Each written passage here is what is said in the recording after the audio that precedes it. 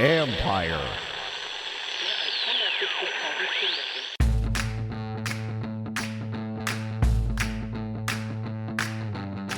Hello and welcome to my podcast. Do me a favor, subscribe to the John Connery Report wherever you get your podcasts. You're watching on YouTube, hit that like button, hit that subscribe button. You can find us there as part of Empire Media. That's AMPIRE. Always much appreciated when you tune in. Don't forget, you can always read my work on ESPN.com. I'm going to have a story up, I think it's going to be up Thursday, about the Commanders' options with the number 2 pick. Stay put, trade back, trade up, somewhat kind of looking at the pros and cons of each. And, or, basically I listed them in the order of which I think it'll occur. Anyways, that'll be on ESPN.com. Also, if you missed my interview with Washington Commanders safety Jeremy Reeves, go back and give that a listen. It was a really good interview. And I don't say that because of me. I say that because of him. He was very insightful. I think you'll learn a lot. And if you didn't like him before, you're probably going to really like him now. But I think you'll understand why teams why this organization wanted to keep him around through a couple different regimes, and likely will bring him back for a third regime. Think about this. A guy who is a practice squad guy has stuck around for 3 regimes. Why is that? Listen to the interview, and I think you'll understand why they want him, in addition to the fact that he's a very, very good special teams player. So there you go. That's my little 2 cents. In a minute, in a couple minutes, I'm going to get to taking a look at Washington's own free agents, what I think is going to happen with a lot of them.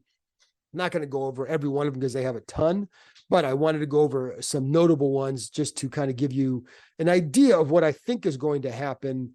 And I don't, in some cases it's a little bit of an educated guess. In some cases it's more of a informed guess. Anyways, before I get to that point, I do want to talk about on the signing today. I'm recording this as of Wednesday, but the signing of tight end Zach Ertz to a 1-year deal worth up to $5 million.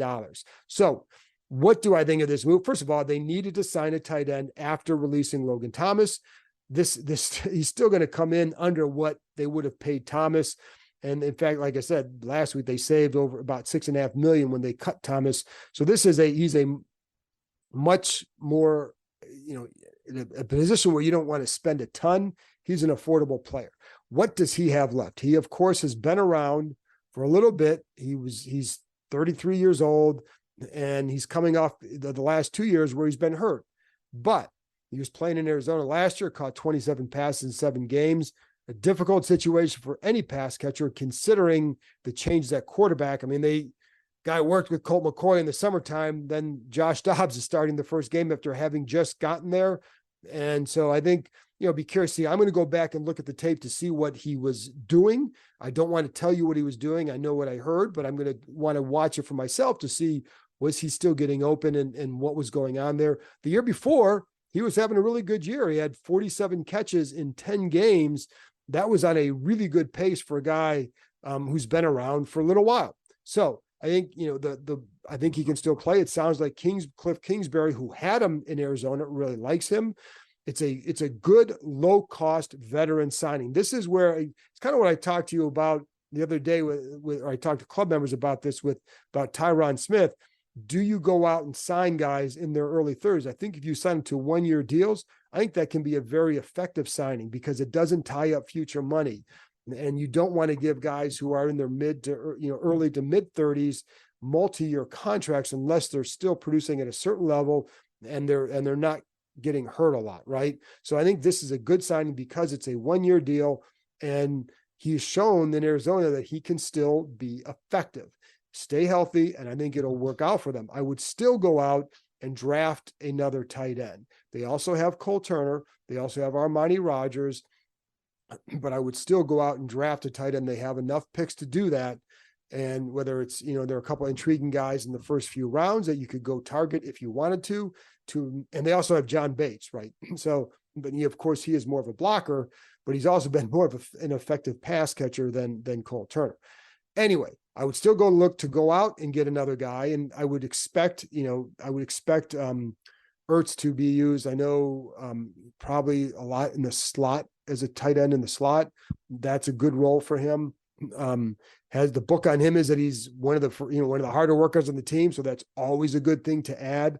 And I think if you're looking at what Washington is trying to add in free agency, it's guys like this, guys who can, you're going to hate this word, but who can change the culture, right? And by that, I mean, I'm not talking about like, whatever. If you would play in the culture game, take a drink. But I'm just talking about like in just with getting guys in who work a certain way, who have a certain approach, who tough and all that. So I think that's when you're looking for guys that they're going to sign. It's not going to be the Zach Browns of the world or guys like that. It's going to be guys more like this and guys who just have a certain reputation of being, good, tough, hard-nosed players who can still play. Anyway, so I think it's, again, a low cost, low risk signing. But I would continue to look for another tight end, mainly because I'm not sold on the young depth. And I like Armani Rogers, but we don't know what he's going to do. We don't know what he's going to do in this offense. We don't know what the staff thinks of him. So continue to look for guys to add at that position, especially in the draft. So let's get to some of what's going on with free agency. Now, I think there are some guys, you heard Jeremy Reeves. I do think Reeves will be back. They really like him, and he wants to be here. Always a good combination. But let's get into some of the other position players that are notable, starting with Cam Curl. Now, there has been contact between the two sides. How much dialogue is going back and forth? I don't know exactly. I do know there's certainly been dialogue. We do know that Cam would have liked to have had a contract extension done last offseason. That was the expectation. We heard that a lot, that they wanted to get Curl done and they wanted to get Montez Sweat done before the season. Didn't happen. And part of that was due to the change in ownership. But for Curl, I do think it kind of, personally, I think it tweaked him a little bit. Just observing it and listening, because you want to be you feel like you're a key part of this team. You want to be a part of the future. And while you can look and say, well, it makes sense because of this, because the owner, blah, blah, for them, like what guys in his spot know is like, well, they signed some of these other guys before. And, do you want me to stick around or not? Anyway, it's a new regime. So what I know that he would like to be here, but I think you also want to get your value. Now, it's very possible he gets to free agency. I think it's going to be hard if you let a guy like that to get to free agency. If he feels a certain way, they might just say, well, then I'm gone. And I think we've seen that with other players in the past. Now, Trent Williams wasn't quite in that mold because he had the health stuff going on and he was upset about some other things. But I think once he made his mind up that he was going to leave, then he was going to leave. And I don't know that Cam Curl's in that spot. I think if they made him the right offer, I think he'd stay. I think you want to be valued. That's what everybody wants to know. But I think the question is, what is the value of that position for him? Trades, free agents, quarterbacks, and all kinds of adventures await the Commanders this offseason. Looking for an adventure of your own? The Adventure Park at Sandy Spring has you covered. The country's largest ropes course and zipline park, located in Montgomery County, Maryland, is now open. Named Best Amusement Park and Climbing Destination in the DMV 2 years in a row, the Adventure Park at Sandy Spring is perfect for birthdays, corporate outings, groups, and families. With challenges anywhere from beginner to expert, there is something for all skill levels. Anytime you're thinking about reaching new heights, make sure you know before you go. The Adventure Park at Sandy Spring is the only ACCT accredited park in Maryland or Virginia. Staying on the ground, give axe throwing a try. You can throw at traditional targets or play any number of interactive games. You can even upload your own image. So there you have it, folks. Climbing, ziplining, axes, food, and bonfires right in your backyard. Reserve your adventure today at www.theadventurepark.com/Kime. That's www.theadventurepark.com/Kime. I asked one coach in the NFL about him, and they thought his value was around that $8 million range. And other people, I think, I could see it getting to between maybe to 8 to 10, just because it's free agency and there's more money. but that was they're looking at like, so when you start to look at like 13, 14, 15, that money is going to be given out to guys who are making plays for the most part. Now, if somebody's going to give it to him, more power to Cam Curl, because I guess I've always told you, I really like what he can do. I think he adds a lot. I'm not sure exactly what his side is looking for. And I think that may be why Washington maybe lets him get either two free agency. You certainly go through the tampering period, which starts on Monday, just to see what is it that teams are willing to do for him. That will help them maybe give him the offer that he needs from here. So, but I don't know what's going to happen. I'm not going to lean particularly hard one way or another. I do think that if you let him get to free agency, that I would put the odds greater that he's gone, but I can't say that for sure because I don't know what he's going to see, if the offers would be close with another team. And then how does Washington respond? The other thing to keep in mind, if you're Washington, yes, they have money to spend. They're not going to just spend it in a, I don't want to say reckless, but they're not just going to give anybody whatever they want because, oh, you got it. You want it to be smart deals because you are building for the long term. And what you can also do is you can also build around the guys that you already have. You have Derek Forrest. I think his play style is going to be something that this staff likes. You have, of course, Quan Martin, whom they drafted last year, and I know this staff seems to like him. And then then it depends on what do you think of Percy Butler. How much do you have to spend to keep a guy that, while, listen, we all think he's a good player, what is the value of that for them? You have to try and think like them. And, that's where it's going to be. But listen, they've been very complimentary towards Curl. So I don't think it's a matter of they don't want him. I think it's going to be a matter of how each side values the player and can you come to some sort of resolution. That's kind of contract negotiation 101, right? But I think in this case, that's definitely where it is. And again, the coach that I told you about really likes Cam Curl. So when he pegged his value at around $8 million, that's not me talking, that's somebody else talking. So whether or not it stays there, I don't know. I do know, like, Grant Delpit from Cleveland signed a deal in December. He's getting $12 million per year. He's had 6 interceptions in 3 years. The problem for Cam is that he hasn't had an interception since 2020. He had 3 that year, but that's been it. And, there's a lot that he does well, but is it, where's the value at? Tyrann Mathieu in 2022 got 8.33 per year. Von Bell last year, 7.5 per year. He's had, and he's a little bit older he's like 29, I think he is now. So he's a little bit older. Amani Hooker, a couple years ago, 2 years ago, got 10 per year. But the other problem is you have other guys available. Quandre Diggs is now available. Jordan Poyer now available.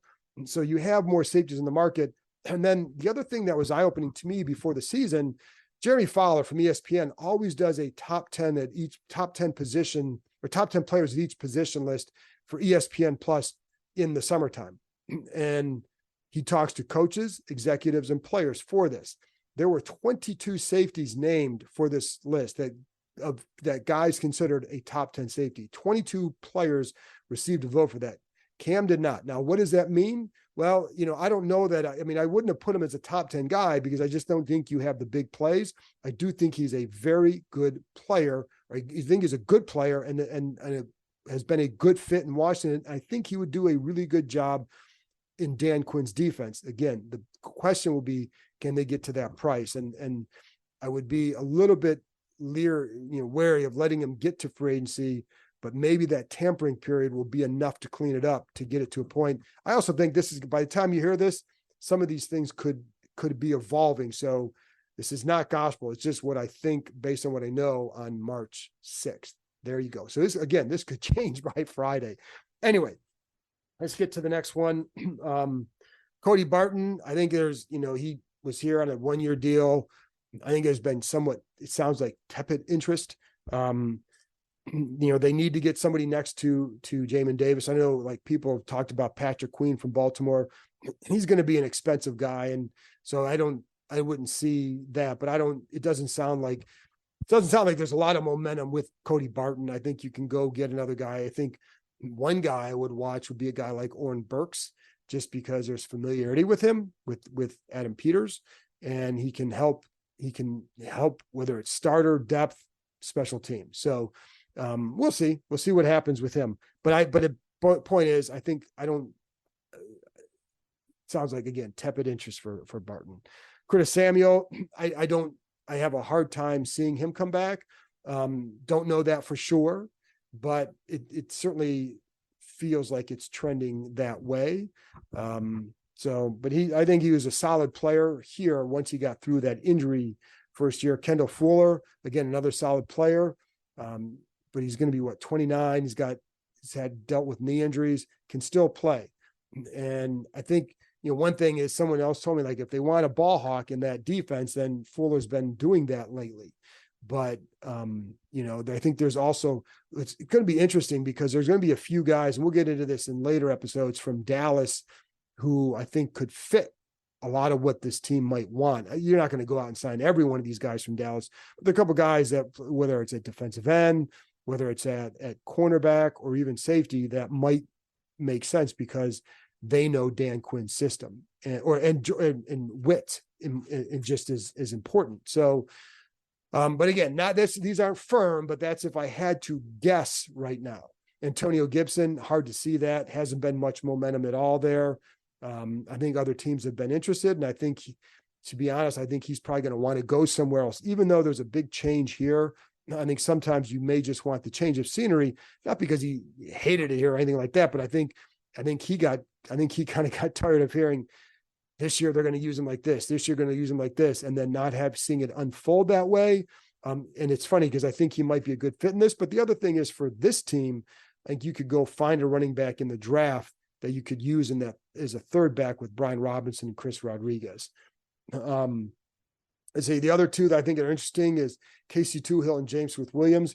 Definitely, I believe that, they've talked to both sides. So I can definitely see at least one of them back. And it wouldn't shock me if both of them are back, even if it's just in backup roles. They did draft KJ Henry and Andre Jones last year to hopefully, in their eyes, move up to become key backups. I don't know, with Jones still very raw. I think KJ Henry showed some flashes that maybe he could develop into a rotational guy, but I think with Toohill, to me, it's interesting because I think he's got some athleticism that will allow him to be a little bit more versatile in what they ask him to do in a Dan Quinn /Witt defense. And I know that there have been times during the past where it's a lot of it was, trying to rush as a bull rush, you're trying to use the bull rush. But I think he's got a pretty good get off where you could see maybe him used in a slightly more enhanced role in Dan Quinn. And so I think it may be a better fit for him than it was even the last couple of years. So I could see him back. And James Smith-Williams, I think, offers that versatility as well, because we have seen him. He plays pretty strong point of attack. And he can also play inside. So it wouldn't shock me to see one of them come back. I wouldn't even guess which one, maybe. I think just because of of Toohill's ability to rush the passer better, maybe gives him a little bit more of an edge, but you also could, but again, both guys can help because both guys have helped. I know Jacoby Brissett, don't see that one. Joey Sly, haven't heard a whole lot there, but they need a kicker. So it would make sense if you re-sign him because he's here and he's got a strong leg. And so it would but nothing guaranteed there. Jabril Cox, restricted free agent. And a lot of people ask about him all the time because he was, I guess, a named player. But keep in mind, Dallas was okay letting him go. So who was the defensive coach in Dallas? Dan Quinn. I don't think that Jabril Cox will be back here next year. Another guy like Cornelius Lucas, not sure there. Again, would be a fine backup, but they have so many needs. But I'm not quite sure what's going to happen there. I just wanted to kind of go over some of the big ones. And there's, again, you can tell there's nothing, very few are where you feel like it's a guarantee. I think Curl's the most interesting one just because of his status. And so again, if they can agree to something that would be very good for them, but I don't think they're going to break the bank for any one player in particular. And I don't think you have to break the bank for him. So I think I think it's just a matter of, again, realizing what the value is for the player. All right, folks, that's it for me. Go back and listen to my interview with Jeremy Reed. I'm telling you, the guy is really good to listen to. So go back, do me a favor and do that. So anyway, that's it for me. I'll be back on Friday with another episode, getting closer and closer to free agency. So there will be a lot of moves. I don't know how many. Don't think there'll be any big splashes, but there will be a lot of moves. So I'll talk to you next time.